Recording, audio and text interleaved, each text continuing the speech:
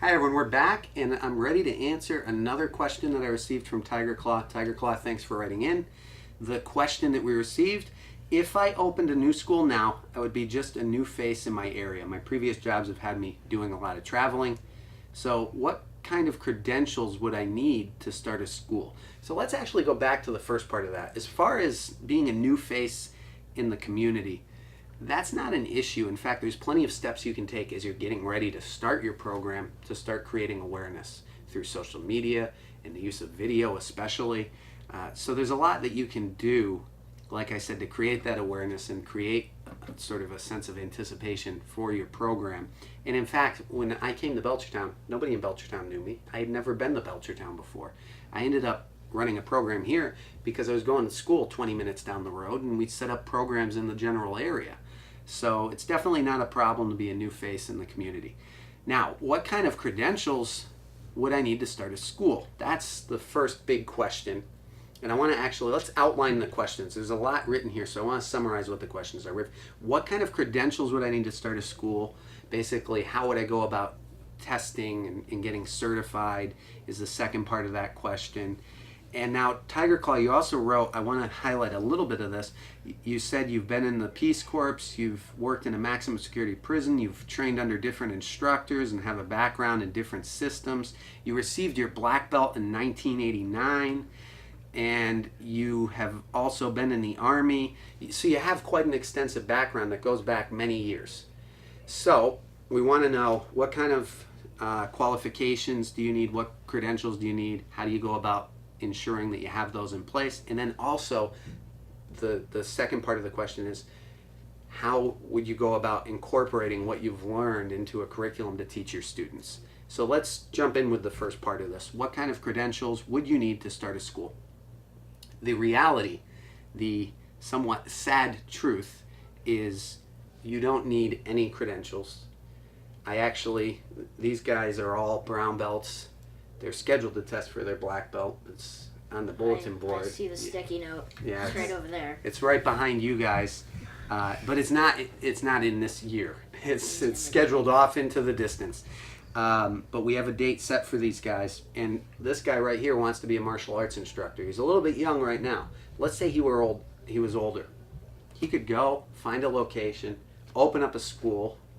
You could, of course, promote myself a couple of degrees. He could add to his resume. Bump myself up to like a 4th or 5th degree. 4th or 5th. So he's being conservative here. That's good. I mean, if I promote myself too high, people are gonna know that it's he's a thinker, and it's leaving room for him to grow. He's thinking for the future. There's room for growth. People do this. People pad their resume. They fake their credentials. So the reality is, you don't need credentials. The recommendation is, I would advise, find an instructor that's teaching a system that you want to start off teaching. Because we're talking about different systems that can impact what you teach. The first thing I would advise is start with a particular system. Find an instructor that teaches that system based on your background. Maybe you have an instructor you're still working with, or maybe there's one in the area. Connect with that instructor and have them mentor you and have them go through the process of certifying you and saying, yes, you're qualified, you're ready to teach this system. Then from there, because this is the step, really kind of the direction that I've gone, and many of my instructors have gone for that matter, that they've started out with one system, they've trained with different instructors, they have different things that are influencing what they teach, multiple backgrounds. And so we started with a particular curriculum. And these guys have been with me 5 or 6 years. Has that changed over time? Yeah. Yes. But very subtly. Yes, it's been a slow process, but let's look back. 5 years ago, how different was what you were doing? A lot.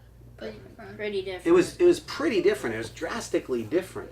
Now, how have the changes taken place? What do you think the biggest changes have been in terms of, is it that there's now hundreds more techniques that you're getting? No, there's like taking out. It's like taking out the techniques that we don't really need, because we have the core techniques, so we don't need 300 different versions. There were some redundancies in things, right? Yeah. So we sort of tried to hack away the unessentials of what we were teaching.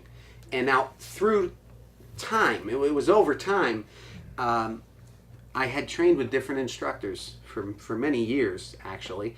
And some things, for instance, from White Crane, we'd start teaching a little bit of that in the system.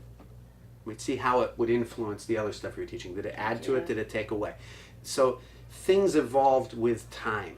And now here's the key here to that evolutionary process. Have the mentors in place. The changes that I made were not suddenly I said, this is what we're going to do. I had people in place that I turned to, my seniors, my instructors, that helped guide me in the right direction and said, yeah, you know, this really is a redundancy, but this could add to what you were doing if you incorporate this in your curriculum. And that would be my recommendation. Get the mentors in place. Find the people that can give you the guidance that you need. Find someone that can certify and give you the qualifications that you need to get started. And then from there, work with instructors to make sure that your curriculum evolves in the correct manner as you go forward. And it doesn't have to all happen at once. Change is a slow and steady thing, at least it has been in our school. And I've always taught these guys, if you do little things over time, they add up to big results. Okay, so that's my answer for you. I hope you enjoyed, and we'll see you soon with the next one. Take care.